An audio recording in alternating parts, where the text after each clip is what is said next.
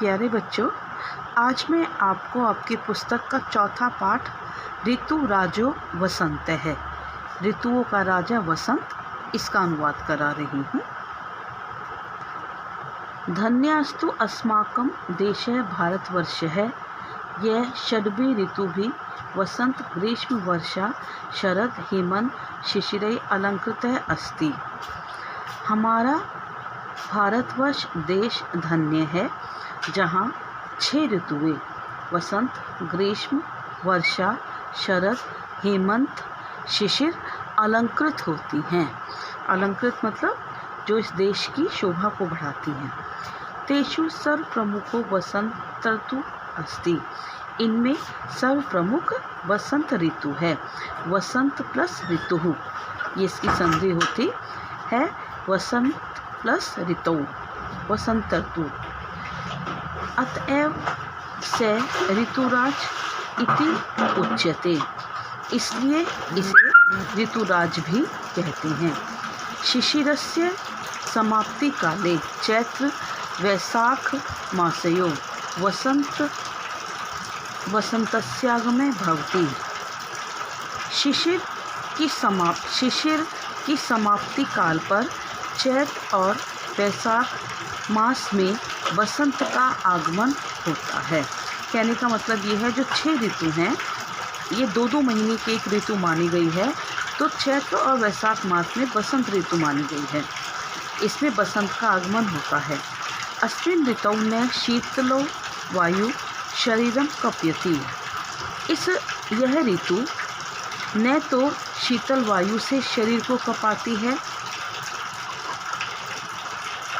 न अपि च संतप्त्यो मारुतः शरीरम तापयति, और न ही गर्मी से और न ही गर्म वायु से यह शरीर को तपाती है। ऋतुराजो अयम कुसुमाकर अपि कथयते। ऋतुराज को हम कुसुमाकर भी कहते हैं। वसंतस्य आगमने पुष्पाणां विकासः भवति। वसंत के आगमन पर फूलों का विकास होता है, अर्थात फूल खिलते हैं। सर्वत्र सौरभस्य प्रसारः भवति, चारों ओर सुगंध का प्रसार होता है।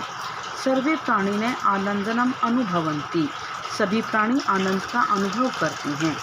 विकसितानां पंकजानां शोभा तस्य मनु न हरति। खिले हुए कमल किसके मन को नहीं हरते हैं, अर्थात सभी को प्रभावित करते हैं।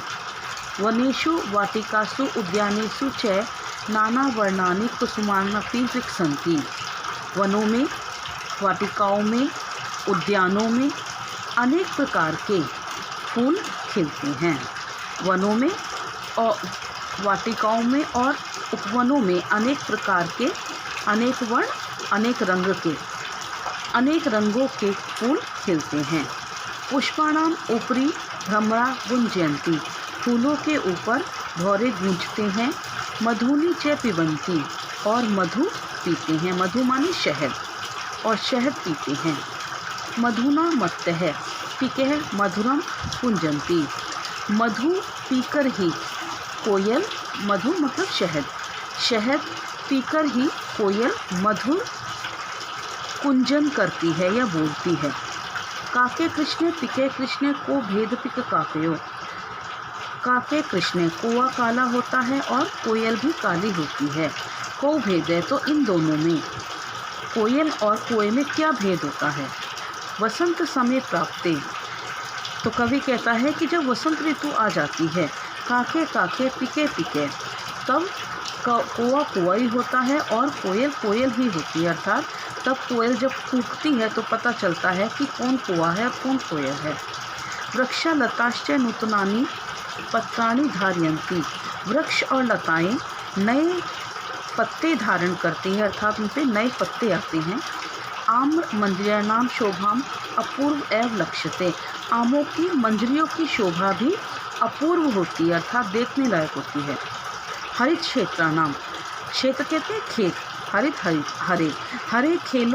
हरे खेतों की शोभा भी मनोहरा भवती, सुंदर होती है। वसंते मानवानां शरीरेष्वपि नूतनं रक्तं संचरति। वसंत में मनुष्य के शरीरों में भी नया खून बनता है। स्वास्थ्य दृष्टिया, स्वास्थ्य की दृष्टि से कालो अयम सर्वोत्तम कथ्यन्ते। स्वास्थ्य की दृष्टि से इस काल को सर्वोत्तम कहा गया है। जना स्वभावतः एवं प्रसन्न भवन्ति। लोगों का स्वभाव प्रसन्न होता है, अर्थात इस ऋतु में सभी प्रसन्न होते हैं। प्रातः सायं च उद्यानेषु भ्रमन्ति। प्रातःकाल और साय में सभी उद्यानों में घूमते हैं। अतएव कथ्यते यत्, इसीलिए कहा गया है, वसंते भ्रमणं पथ्यम, वसंत में घूमना हितकारी होता है। बच्चों, आप इसके अनुवाद को समझने का प्रयास कीजिएगा, फिर मैं इसका काम दूंगी, उसको आप करेंगे।